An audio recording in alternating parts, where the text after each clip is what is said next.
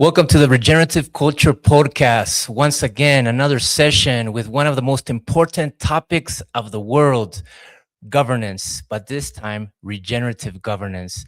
We have a special guest that has been involved in governance for quite some time, but also bringing the technology so we can really, as a world where has been challenged by the society of humanity through thousands of years, governance have been a problem. And bringing technology is helping us really understand how to make better decisions in harmony with all life. However, don't be confused that this is not technocracy that is being brought to you by the World Economic Forum and other technocrats, but rather taking technology in the most conscious way possible with a different lens, with a different perspective that allows us to really understand what is possible when we combine technology and humanity for a better world and not have power over the people, power over the nature, power over the animals, but rather live in harmony. So this is a very important topic. I'm going to bring Gustavo Segovia, and he's going to introduce himself with all the understanding of what he is doing with the world in this technology that we want to bring about in the world of governance. Yay, we got here Gustavo. Welcome, hermano. Thank you, Yoshi. Muchas gracias. Thank you very much for inviting me here, for the trust that you are putting on me to talk about such an important topic indeed. And yeah, looking forward to explore some ideas, to bring some depth into all this topic, and most of all to have fun. Like Yeah. if there is something that characterizes me, is like in everything that I do, I just really want that to be fun. So yeah, let's do it. You asked me just to introduce myself, Yeah. and there is this thing that when I talk about governance and I jump into this part, okay, who is Gustavo and whatsoever, I cannot ignore that I was born in Venezuela. I was born in a country that has been lacking for sovereignty, I don't know for how many years, because Americans discovered oil there like in the 1920s and they started to bring a lot of resources and stuff. And geopolitical things has always put the eye of different actors, the United States, Russia, China, Cuba, on top of Venezuela, right? So I'm coming from a place with a lot of trauma regarding governance because we've been fooled, all of us. Actually, I'm not Manipulated. I'm manipulating. I don't want to talk that. I don't want to say that this guy was good, this other guy was good. I just want to say that all of those guys are representing interests outside of my country, outside of Venezuela, just because they have power. It could be United States as it's right now, or it could be China or Cuba or Russia as it was a little bit more than 6 months ago, right? So this has been always something really, really close to my heart. When I was in my early 20s, I was an political activist, doing a lot of activities with my university, with my colleagues there, and the outcome was really scary because I realized, can I say like fuck in this podcast? Because I would realize like when they put a pistol in your head, police, non-police people, people that were just agreeing with the government, whatever, you say, yeah, I'm fucked because actually these people have more power than me. They control the means of violence. So violence is probably the most primal way of governance. And even today, it's the ultimate way of governance. The one that controls the violence is the one that rules, right? And humanity has been there for I don't know how many millennials of the one with the bigger sword, the one more skilled in one-on-one fighting or war strategy and so on is the one getting a more governance. Therefore, the the ability to impose their own wills, the ability to drive changes towards whatever is decided by, let's call it governance entity. It could be an agent, it could be a mechanism. We may talk later about that. So that was me with 22 years old, realizing that then, okay, maybe in civilized countries we have people voting, right? And okay, we are giving the power to people because we are making them decide who's gonna run. But then you go deeper into that, yeah, they decide an intermediate, a person that will rule for them, but at the end they are not ruling. They are just delegating their sovereignty to another person for him, her, they, whatever, to do whatever they do without taking my interests, without taking my motivations, without taking my needs into their agenda, and so on. So even when you read democracy as a concept, I think that if you read the definition, say something is the way to govern from the people to the people, something like that. It's not true. It's yeah, it's faking thing to create the illusion of people that they are actually taking an illusion. But if you go then very rational in all of this, there are not even incentives to go to voting and vote for President A, President B. It's just a social, emotional movie that they put to make people that actually their vote count and so on, right? So yeah, and then in those times I was studying telecommunications engineering. Yes, I got a lot of political, social, and even economic topics in my heart, but I was also an engineering student dealing to calculus, differential equations, things, and so on. Of course, being in the Venezuela with a group of people that we, yeah, understand technology, understand how to communication, understand security behind things, and also privacy, how you can deal with privacy with telematics protocols and so on. I start, of course, dreaming about a world in which the vote could be liquid, meaning that, yeah, maybe I'm supporting this guy in the parliament, but I don't like this guy anymore, so I'm supporting another guy in the parliament because I see him more coherent between how he talk and how he act and legislate, let's say. But if I don't like that, well, maybe this another one. So it's a way to transform what we have right now in something more liquid. But this may have their benefits, but also might have their flaws. Like, how do we keep consistency if we are just changing people here, there, and so on?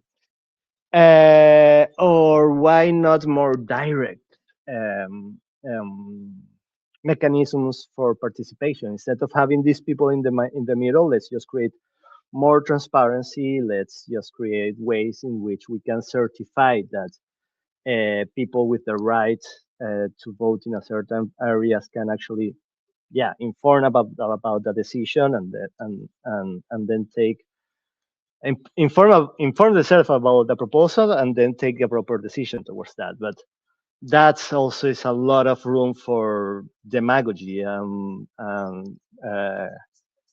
populisms in a way, because if you have dozens of different proposals with really deep level of depth or technical stuff, doesn't make any sense that we open that gate to everyone, because we will give people the decision power. We will give the decision power to people that they don't have idea about what they're doing. That now that I mentioned that, I'm wondering how is the current system in that way. Like the current politicians, they actually do what they actually know what they're doing, or they actually know what they're doing to be good for their pockets. We don't know. We don't know, right? We can only trust. So yeah, governance, Yoshi, is practically more. It's I think that it brings more problems than solutions.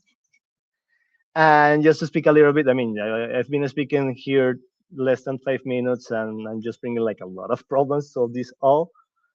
But let's move to 2015, 2016 when I discovered blockchain.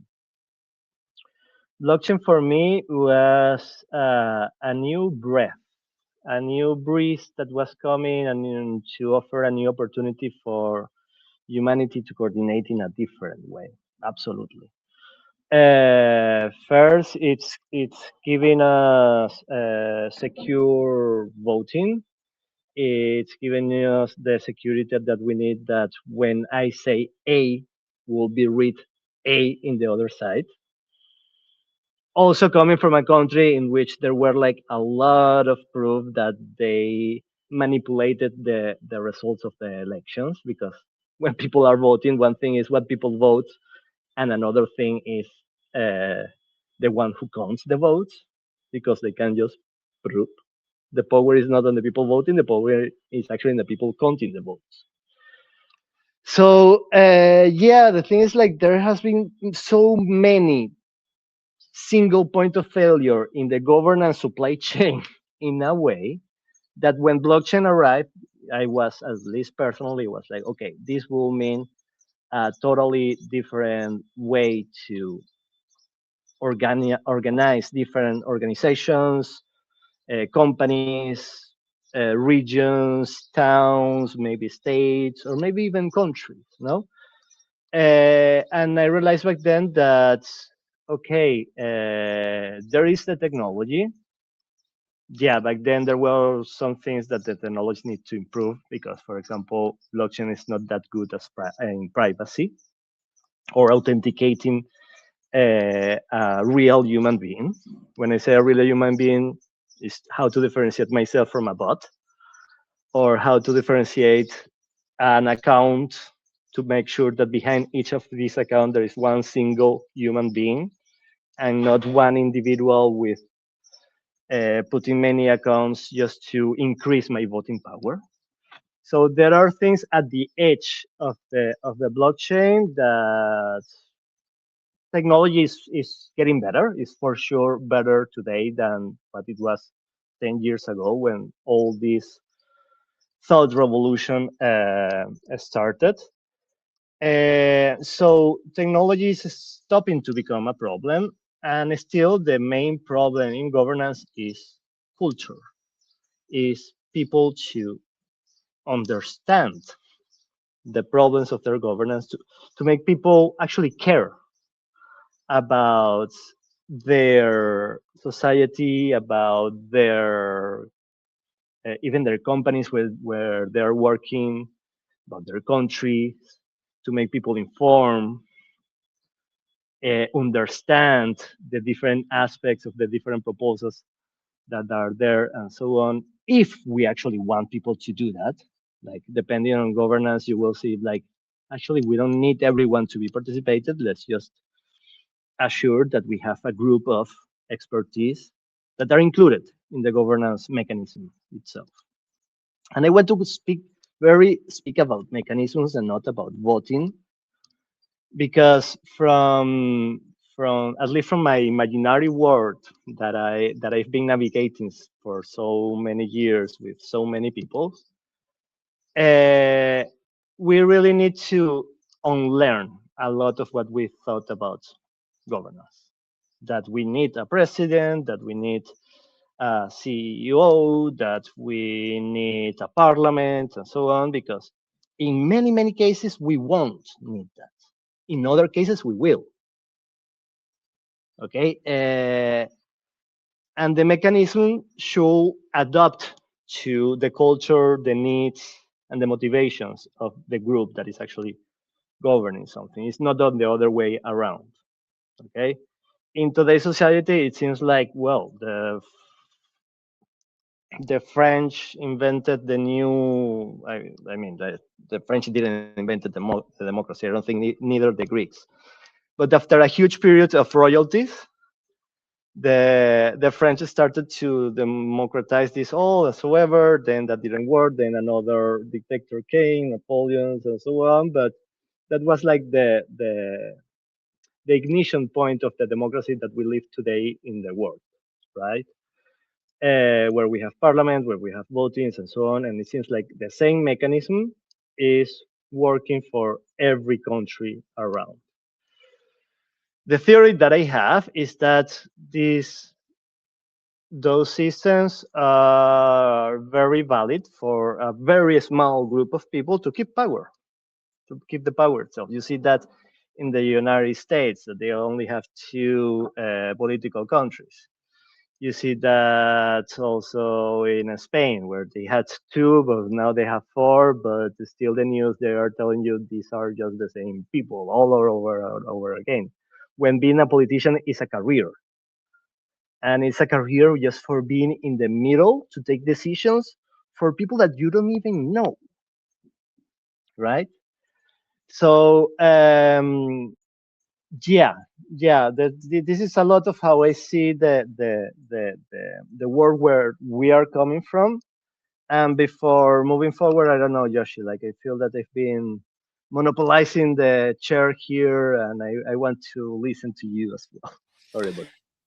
No, it's perfect. Thank you for sharing. And like you said, right now we live in the world that we don't believe in governance anymore. And some people still do, and that's okay. And hierarchy is not a bad thing. It's a system that it works, but it has been manipulated. It has been abused, and the power has been held over the generations with strategies that we think we have a power to vote and we have the power to change things. Yes, we have changed things with votes over the generations. Like, let's say we want a bike lane in the city. Let's vote for that. And after a few years of really doing the hard work of voting and putting it in the system, finally there's a biking lane. Also, women couldn't vote before. There used to be slavery, that it was hardcore and abusing the people, and also very racist as well. That has been getting better. Is not fully the perfect strategy or system for us to improve our governance. However, it over the years, over the generations, we have been able to vote to make things better. Yet it has been very slow, very pushed back, and manipulated. Again, we go back to, we don't believe in governance anymore. There's these people that really are wanting to control everything, and you might think otherwise. You actually may think that we are waiting for someone to save us, and this president is actually going to make things better. But wait, how old are you now? I'm already in my 40s. I've seen both countries, US and Ecuador, where I live. It's just nonsense. It's an illusion that we think that we can change things. But now, bringing other systems of governance, and this is what is important, that you're sharing this, because there has been other systems, yet we haven't been able to empower ourselves fully until technology came about. And blockchain is really a big one, in terms of not only being able to vote, but also being able to identify ourselves, to not depend on ID or passport, but rather have an a way to identify ourselves without me knowing your name, without me knowing where you live, because that's what the idea is, right? The idea is telling you all this information, but you can keep that private, and we can still legitimately know who we are. Like, I'm legitimate who I am, but you don't have to know all my personal information, kind of thing. Yeah, So yeah. it's a great thing. Now, hermano, so you've been going through this process of not believing in governance, really understanding what are other solutions to it. And now, through your experience in technology and nerding out other alternatives of governance, what are you going through right now? So just before going deeply into technology, I really want to keep it in the cultural part, in understanding um, how we actually can be involved in governance and how is important, to be honest. And here you will place the distinction between government and governance. Mm, Okay. So far, I've been mainly talking about government, when there is like an institution and a state that is occupied by these hierarchies of how whatever they organize. That's the government, right? It's just an organization like any else, that they have in their power public goods, meaning goods that are accessible to the whole country in the case of a national government, sorry. And these are resources that they can be managed, directed only by this governmental entity. Okay. And there is an exercise of governance. But for the other side, here in the community where I live, traditional dream factory in Portugal, where we have a common pool of resources. There are resources that are common to people that have a stake in this community whatsoever. Sometimes for the day-to-day running operation for this place, and sometimes for the okay, how we drive the strategy of this place, how we move forward the development for the next 3 years. Right. So here's what we have: the common pool, common pool of resources. I correct my English here, whatever. And we just have a group of people that we can just talk, and decide how we are taking decisions for this. So, and this is up to us to define how we decide, and execute each of these. That it could be a voting, a one-to-one voting. It could be a token-based voting, based on how many tokens each of you have, or it can be a very ad hoc design formula. That this is what we have here actually in this community, especially for strategic decisions in which we ponder the amount of tokens, which means the stake, the investment stake that people have put here. It involves also how much presence you have had in this community. Like, you may be someone that came 2 weeks a year, or there may be someone else that came 6 months a year, right? So we favor people that has been staying here for the longer, and also people that has worked here. So we're measuring different primitives of information for each person, and we have like a formula, like when there is a first. Um, Actually, I'm talking about the technology. I said I wouldn't, but I'm doing it.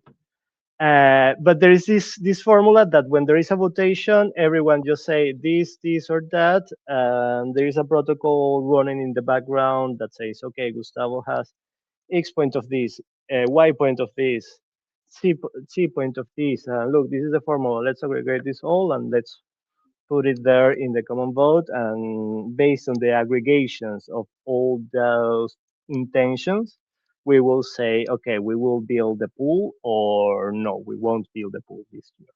Just for making an example. But the thing that I want to that I wouldn't forgive myself is if I leave this interview, Yoshi, without mentioning her. I want to mention Elinor Ostrom. Please, please, please Google Elinor Ostrom. She is the first woman in winning a Nobel Prize of Economy. That was at the end, if I remember well, of the last century, and she won it for the work that she developed about governing the commons. She defined the commons, as much as I remember, pretty much for this regarding this common pool of resources that a community can have. And she realized that at micro scale, decentralized governance has been executing amazingly for hundreds or maybe even dozens of years. The work that Elinor Ostrom, she just visited different communities all around the world, and she studied how they will govern the resources that they had in common. The most classic example is just a group of fishermen, right? Like in this town, I don't know where, there are so many fishermen that they need to coordinate how they are going to fish there because that's public and belong to all of them. But what happens if one person goes there with a big ship and takes a lot of fishes? They will screw the rest, and not only the rest, he will be screwing even himself because if you took too much, you are killing with the fishes. They won't be able to reproduce themselves. So you're screwing everyone else for the next I don't know how many years. So Elinor Ostrom, she decoded in this community, but also she saw patterns with also other communities, and she realized that there are 8 principles that all of these communities had in common that actually allow them to govern a common pool of resources in a decentralized way. Uh, I just, yeah, I'm just going to mention a few of them. Like the first thing is that the commons needs to be like really well defined. Like in the fairness of the fishermen, it's like okay, it's just a fish. We are not governing how we are painting our houses. That's your stuff. Other principles like um, everything should be monitored. Like there should be someone taking trace of what we're actually governing and so on. If we want to impose sanctions on someone, there should be like how you say that graduated, meaning not that direct and strong. Like hey, just like a warning, right? Like yellow card before the red card, right? Um, yeah, like conflict resolution. This is also another principle. Like there will be always conflict in a governance. Like a governance proposal itself, it's it's an opportunity for conflict because it's a change. We're introducing a new variable in the system in which okay, it's not already A as we knew. Now there is a change here, so conflict, right? But conflict is not a bad thing. Conflict is not something to avoid. Conflict is not something to you reject and so on. No, conflict is an opportunity to gain a new realizations about my community, about the person that I'm relating with. If I'm having a conflict with you, Yoshi, it's because we are just mentally in different paths. You haven't understand a point of me, and I haven't understand a point of you.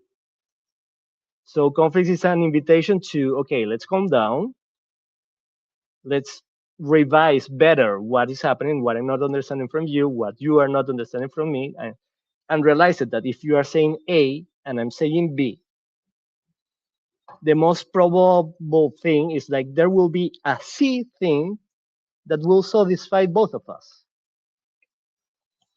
So that's the governance that I'm looking forward to see in my communities, in the organizations that I work with, and in the countries where I live. A process that is actually inviting for further connection and belonging from a place of illusion of separation, right? That's conflict. It needs to be one or the other. So I also see governance as a very spiritual issue to tackle and to engage with, because if you see ourselves like a cell, like an inner minuscule organism of this whole universe in which I'm one with. Okay, why? How is it possible that I should just keep my mind with no? this person doesn't want this and so on. That's bad. And no, no, better other there, better this way, and fuck that shit, that guy off. No, dude. It's just an illusion that something is happening there, but hey, let's make the work, let's make the inner work, let's make the collective work in order to understand what is actually better for both of us, right? But that's a little bit scary for any human being. And I mean, it's where we are, and it's okay, and it's okay. I really want to say that that's okay, but also like I love making this kind of conversations because it's something that is make I'm sure that makes people think. It's opening something in their system, and it's an invitation to re-regulate how they are engaging either with their country, either with their family, with their company, with their community they are part of, or with a condominium in the same palace, right? And building. I wanted to say palace building. Yeah, you got it, me. Um, but then going back to the technology, I really need to say that I'm more excited about AI than what I am about blockchain. Gotcha. And now I ask you, Yoshi. I'm curious about to hear you about where are you landing when I asked you the question, how do we use AI for governance? Have you thought about this? Definitely, I have thought about it and kind of did some research and really finding out what's possible. And I like what you said also. Well, two things is the cultural part that we as humanity need to open up to and understand more of what governance is. And I also like what you said about also being a spiritual aspect of our lives, because what happens is that today's governance system or government is that we have given our power to someone else. And because we don't know enough about ourselves, we don't know enough how to make decisions, we don't know enough how to obtain the resources that covers our needs as humans. So we have relied on electricity, water, food distribution to a government system that we have trust, even the transportation or the roads of the system. So we have been giving blindly money through every transaction. There's taxes through every transaction. We're using the money of the banking system, which they're hand in hand buddies with the government system. Then comes the corporations that actually are the ones running the world, because it's an illusion that we are trusting the governments. We're letting ourselves be driven by the systems of the corporations and how they in a sneaky way they bring the distribution of the products to us, and there's more money for them and they have more power each time we have a transaction. So bringing technology in for us as a community, as a group of people in a small scale, like you said, is way more powerful than us depending on a large scale governance system that we don't even know who they are or what's happening or how's the money being driven. And we forget that we are hiring the people in the government system for them to organize our needs. We are hiring them, therefore we should know more about them than what they should know about us. And now it's backwards, like they know everything about us through the technology, through Google, through Apple, through Microsoft, even through Spotify and all these big techs, Instagram, Facebook, all these are playing that game. And it's a world run by a few people, and maybe they even are fighting between them of who has more power, who is chasing the more power than the other. Mhm. And now they're running really fast on building these data centers and having the best AI. Who has the best AI of all of them? And if someone has the best AI, then these corporations and government system want to buy it or manipulate in a way so they can have power from them, and therefore surveil us. So that's what's happening, right? So now bringing technology for us, making the decision, even if there's no technology, we have the power to govern ourselves with a sheet of paper and write down Yeah. our our agreements and have a system between our community where we build trust. There's the trust frequency of the world is what we need to develop more. I love And that trust frequency. yeah, the trust frequency, that there's no love without trust. There is no business without trust between the two parties. So trust is the source of how for us to make a decision together and trust ourselves first. And this is where the spiritual comes in, because we need to learn how to trust ourselves and how to empower ourselves to not give the power to somebody else for us. And if we're in a smaller community, then you trust someone to lead the way because you know that person, you've seen that person take action in your community, in your family, in your business, in projects. So yeah, that's what's up. And bringing technology, it's really helpful, and really finding ways how to make it private, how to make it uh, think, or not think, but systemize the data for us to understand ourselves, because that's what AI is right now. It's not a person, right? It's not someone that we talk to. Hey, what do you think, AI, about this? It's about what do you how can you analyze what we are thinking about over here? That's what we're wanting to, the language that we want to have, right? So yeah. Yeah, you mentioned something that for me is the most key thing ever, which is to govern yourself, first of all. And we think that we just give that so much for granted, Yoshi. Can you repeat again? You can hear. We give that for granted that I govern your, Right. myself, you govern yourself, because of course my mind, my head. If I want to take this phone, this is my act of governance to put this phone in my hand, so I full sovereign of what I'm doing. But that's also a lot of illusion. That's also how they want us to think. The truth at the end of the day is that we are coming from a family. I think the family was the most cared environment we grew up when we were child, but they were also programmed by the system where the world comes, so not that much.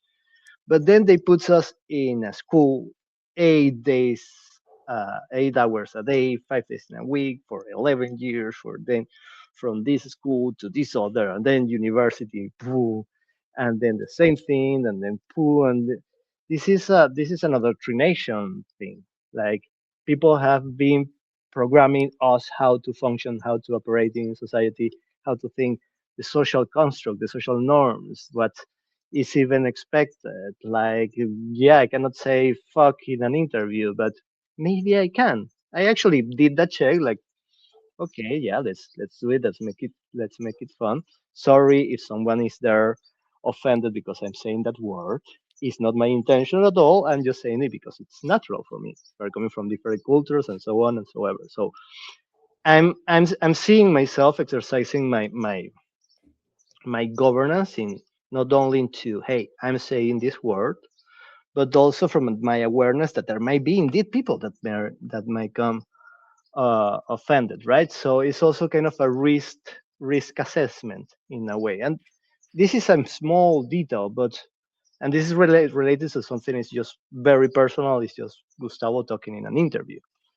But if I'm going to talk about, yeah, taking a decision to bring down the workshop in this community because we want to create a gym, for example, and there is a lot of that's implied. Like maybe I'm the one that is willing to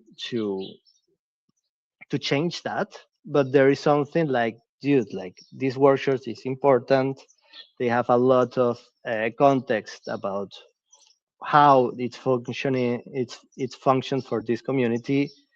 Uh, but he may be in a moment in which, well, I don't want to fight against Gustavo because he may be so frightened, and if I say no to this, then people are gonna think that I'm a troublemaker, and we delegate the governance, and this happens in every team all over the world. There is always a loudest voice in the room, and there is always something that really knows their stuff, but they don't want this conflict. They don't want an uncomfortable moment of friction, right? So that part of just avoidance, like no, brother, no, that's a lack of self-governance. That's a lack of having security in yourself, in your expertise, in your knowledge, in your skill, right? And that's where people disengage because it's easier to disengage and not taking care than, hey, what's happening with me?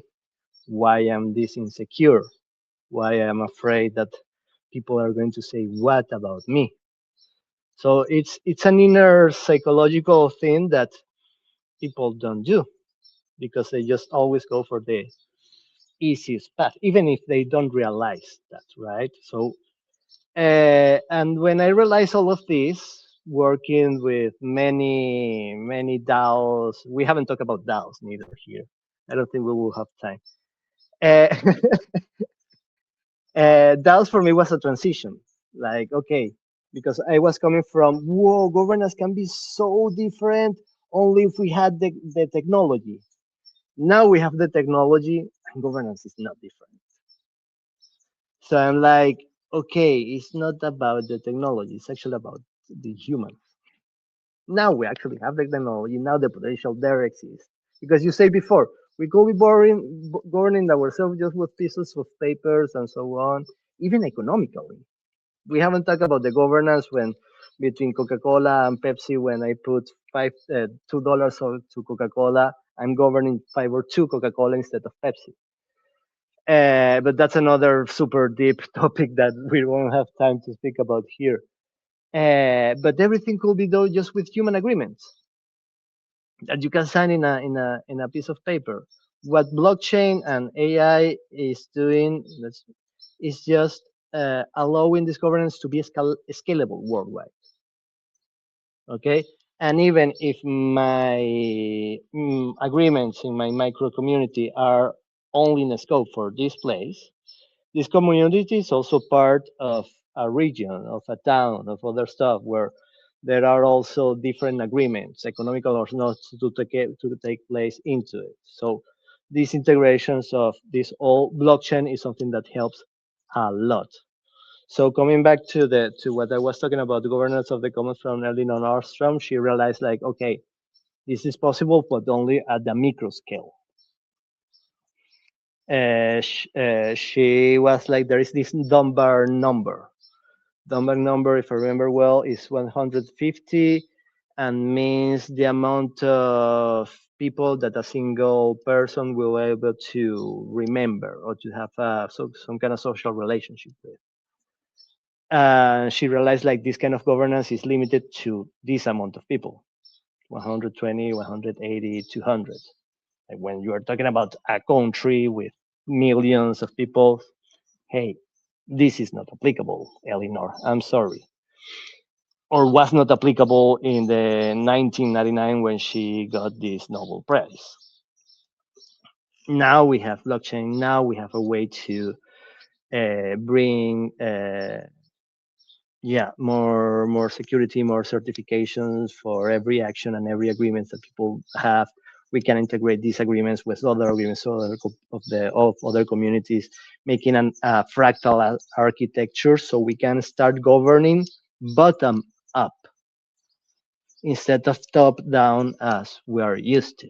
Top down either by the governments or top down either by the banks and corporations because they are I love that. concentrating all the power and then you're just saying, boom, this shall be done and That will be done because they are the one with either money or either the power of the states to back with their to back action to back their will with action. Sorry, my English is a little bit dancing today. Hmm. Yeah, I love that. I appreciate you clarify that because again, we're not aware of the really the good power of governance and Hmm. what's possible. And now bringing the technology we have, blockchain, which allows the DAO, the decentralized autonomous organization, which that alone has helped really clarify how to organize a community, a company, has clarified next step, right? So now bringing AI into the game and putting it all together and with the technology and the platform you are working with called Collabberry. They want, to make sure we share about that because it's so important. Now we can bring the power to the people and, like you said, from the bottom up, and help just serve ourselves. Is really serving ourselves rather than depending. And now by expanding that in a global scale with cells or circles of governance between different regions, different communities, that allow a more harmonious way of exchanging goods and services worldwide. Because again, everything exists, like you said, technology, resources, wisdom, everything already exists for us to live better for the whole world. Mhm. That earth provides for everyone as well. Everything already exists. It's just our mindset as humanity for us to open up in terms of how to make this happen better. Mhm. Yeah, it's still we are functioning with capitalism, Yoshi. Like the Yeah. incentive, the economic incentives is what's driving it all. That And I, machine is what incentivizing the 1% of the people just to keep everything as it is, and no matter if 80% of the people are starving. and I want to add that Uh, most of the world right now, we're in alignment with what we're talking about here. Most of the world. And but we're afraid to empower ourselves, and we don't see ourselves. There's networks that we can, like Global Eco Village Network. You can go there and you can see all these eco villages, communities, projects around the mhm. world. There's thousands of them. You can see how many we are, many of us. But between these communities, we haven't not been able to exchange goods and services the same way currently is happening with the supply chain and the exchange of goods and services between the traditional way that's happening, shipping and airplanes and roads that are making it all work. So that's where we want to work on. As soon as we get a technology of communication between us, is how we can exchange goods and services through ourselves with our It, own way of doing it. Yeah, it, that's what I'm it's saying. it's more about commitment. Like we really need to commit to our communities, to commit to provide even to create liquidity out of the blue in a way that if I providing a service to my community, I can just give that service in exchange of a credit. I don't need cash. I don't. I don't eat cash. I just use cash for getting access to other stuff. But what if I create a group in which we just can generate credits out of the commitments that we do for each other? And I just give this in exchange for credit, and then I will go to the community that they are producing tomatoes. I will go for the people that they are producing olive oil, and I will go for the people that they are doing even like a mini bank. Like if we aggregate the cash that we have here, that we each one of us in this community has, we can put that to work and generate further benefits to the community. Like communizing olive oil, for example, is one simple example, or buying one car for four people instead that four cars for one people. if I don't want to go into the speculative markets to put some money into DeFi and get a 20% in 3 months. But even that is possible, right? And we 20% of the people of the money that we all put is will be more than the 20% of the money that I will put. But just committing to the community in exchange of these credits and really believe that they are going to back their promises with what they are doing, that's a really a way in which we are changing our wealth in a way because we have more access to products and services with less amount of money because money is just an intermediary for getting access to value or to provide value to society. If we just take an agreement in a sufficiently large amount of people to take an alternative intermediate artifact, this is more wealth, this is more production, this is people being more happy because they are maybe consuming more because they have more access to clothes, to food, to stuff like that. So we really need to start by that, by understanding where we are, by understanding who is our community, where do we belong to, what is that makes us feel together, what we can produce in value as such, what resources we have in common, how do I imply myself in the governance process of where we take collective decisions uh, of this, and start to understand all of that there. The rest will be the technology to automate scaling to make this transactionable between Portugal and Ecuador to others. I don't know if it bots, I don't know if economic agents or whatever that is just making this all more it's going to be even more efficient at the end of the day, even if we don't have a single intermediary because we are distributing more the different charges and the different needs for I don't know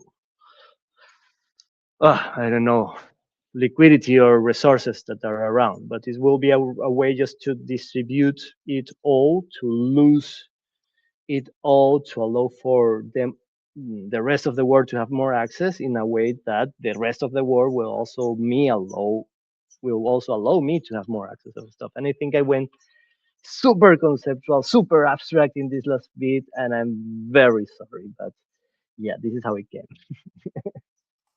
Nice, nice. Man, like talk to us a little bit about what's happening with the technology you're using and before we go and how we can apply it ourselves or how can we start moving forward Nice. to You something. asked me a question about Collabberry. Collabberry, for those of you know, is or was a protocol Okay. that was serving founders in a startups to distribute their equity in a fair way. What is fairness? You will ask. Fairness in this context is just to make sure that the level of value that people are giving to the startup is being measured, Measured. is being measured. Yeah, thank you. Is being also accounted by the rest of the team, and we put that like in a feedback loop because value also is also something very abstract to define.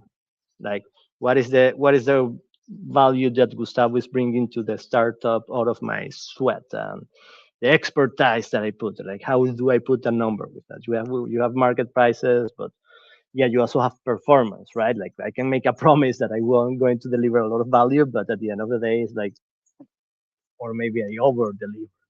So in Collabberry, we really wanted to deal with these metrics, deal with this feedback loop in which we could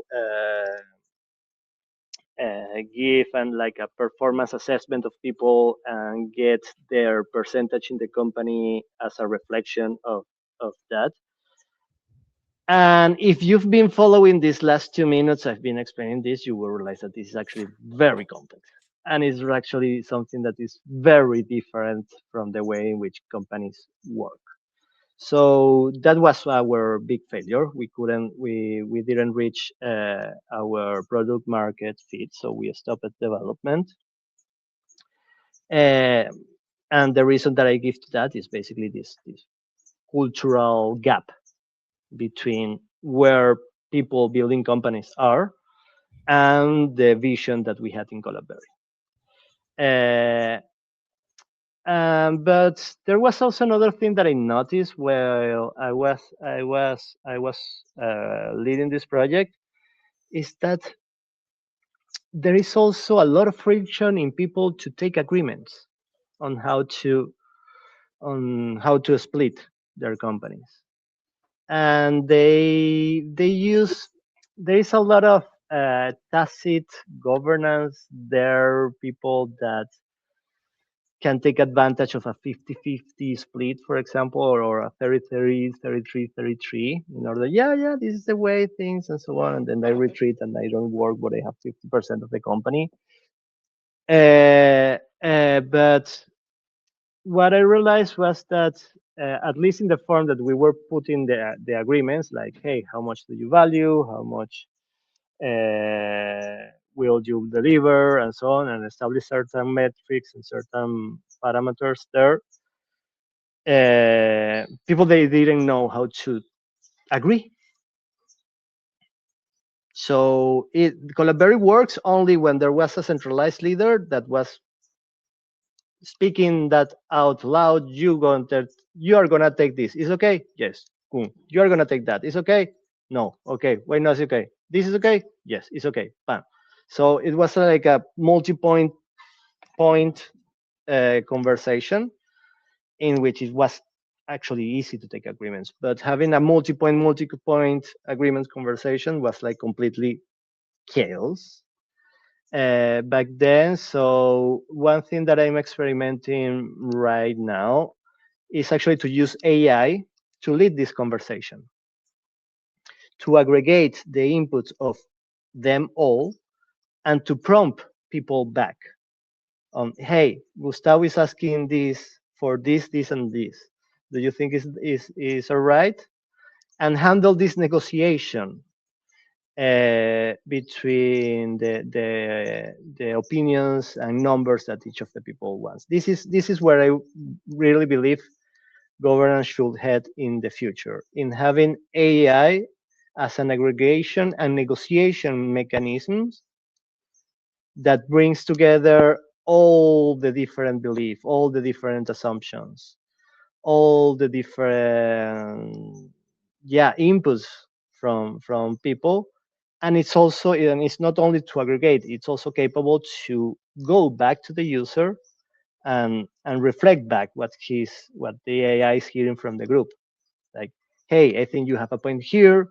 Be careful. Like, why do you think this? Even making questions to the people. I really believe that AI is going to take a protagonism in governance like we have no idea, or at least this is my projection. This is where I would really like the world to head towards. And of course, this is also something that the security today with AI is like, we cannot do that. Not a big scales for sure, but we can start experimenting in a small groups right now as a way to, it's just AI making the deliberation of it all. And it can be easy because there are already a lot of social technologies for governance, like it could be holocracy, sociocracy, formal consensus. I'm a fan of formal consensus because it's really inclusive. And it can be a little bit the dictatorship of the structure, because it's overly structured, this kind of mechanism. But it really assures that every single and diverse point of opinion regarding something or concern are put to the table, and that they are considered and they are being listened by, to understand what are the concerns that are approachable, what are the concerns that are not approachable, to understand that what are the concerns that are showstopper for this all. But But it can work. I've seen that working amazingly. Of course, also there is a lot of training in people, is a lot of understanding, because when we establish this kind of process of consent towards common values, to common principles, and so on, egos are exposed so easily, Yoshi. And that's when a facilitator to hold that part really needs to be prepared, really needs to, okay, know how to deal with that.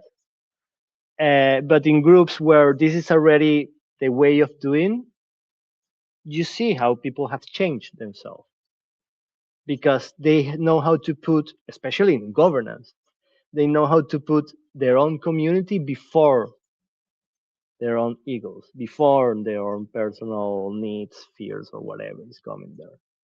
So there is a way to build up this inner work also through community, and vice versa. We do the work also towards the community by doing the inner work. So this is what I call regenerative governance. When we care also about our inner being, our relationships with our environment, and my relationship to my community. Yes, I'm part of the community, but I'm also an agent here, and I have the right to raise my voice towards here or towards there, as I have the right to shut up sometimes, most of the times actually, and listen to my community and understand where they're coming from.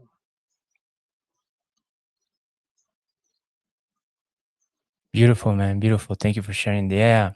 So all this is important to be aware of, and like you said, using AI to really help reflect a decision between a group of people, a community, a family, a company, a government.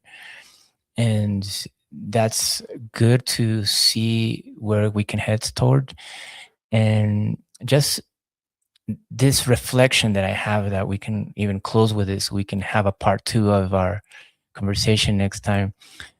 This is a good observation about what is AI doing with humanity today, which means that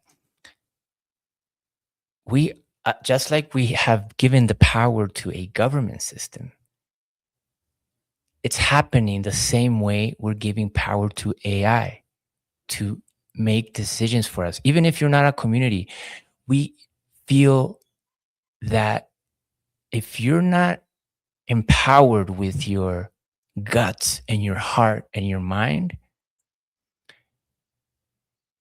AI is going to guide your decisions for you, and you're going to depend on it. And you're going to feel doubt within your decision making process, that you have to rely on AI before you decide something. You say, hey, I'm going to buy a company, and then I'm going to go to AI to make sure I'm making the right decision. Wait. Yeah, it's good. But at the same time, that decision that you let AI being guided with made you buy a big company that it was not worth it, and you got into a whole big problem because you didn't listen to your gut, your heart, and your mind. And this happens with a relationship. With my partner, we're 11 years together, and we're very aware that there are couples out there relying on AI to have a harmonious relationship with your partner. And then there's a discussion or an argument about something, and then they go to the AI. How can I talk to my girlfriend about this situation? And it tells the AI the whole story about what happened, and then the AI reflects it on that person and actually asks for advice.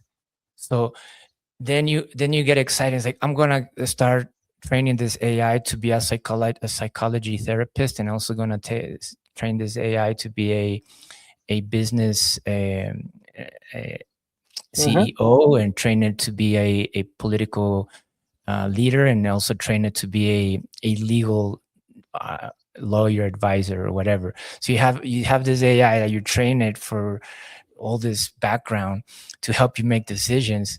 But then I noticed with my experiences, like, you know what? I'm not going to make this decision. I know this decision is not right. And AI is guiding me to make the decision that I feel in my gut is not really good decision. And then I trust my gut, and I went and I did my decision that I already felt that AI helped me reflect. But then I'm Mhm. like, I'm so happy I made the decision that AI was telling me to not do, and I followed my gut, and I'm so grateful for it. And that's what I'm talking about. So we We are should start, Joshi, a movement of gut-based governance in the era of AI. for sure. That sounds amazing, brother. Yeah. So Let's do that. it's about that, because we have more power than we think. We can't keep giving our power outside of us. You know what I'm saying? Completely, So completely. that's what we want to bring about and understand and appreciate what's happening in the world, and reevaluate, redesign, and move forward that way. So yeah, what a Yeah, I know. conversation, man. I know. And as what regards the times forward, I have chosen to be an eternal optimist, because I do know that so many things can be fucked up, basically because they have been fucked up also in the past. So towards the future, I just decided to be an optimist, to really believe that everything can be better, that it's going to be better, and also, yeah, dealing with my inner emotions of disappointment when that's not better as I thought. I'll do it worth the effort to believe the right thing. So I really think that a coordination towards a better future should start by us having a better belief about technology, about society, about ourselves, that everything can go for the better. We just need to believe that and to act on it. Other than that, we're gonna live in paradise if we all follow those two simple those two simple suggestions. Let's see. Joshua, if I believe that we're over the hour, aren't we? Yeah, thank you very much, Hermano, for your time. I want to honor that, our time, our space, our commitments, responsibilities. So thank you very much for joining today, and I appreciate everything you shared. And this conversation has a part two for sure, and we can go deeper and deeper on what's possible. So thank you, Gustavo. I appreciate you. Any last words before we go? Just love for us all. That's the Yeah, ultimate.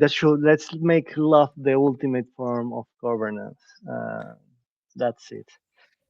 yeah. The trust frequency to build the love, trusting ourselves, trusting each other, trusting the the path of life, and Yeah. that everything is learning experiences. So, all right, hermano. Muchas gracias. Peace, love, and Muchas gracias, prosperity, Yoshi. everyone. Thank you for connecting. I appreciate you, and I see you all next time. Yeah. Take care.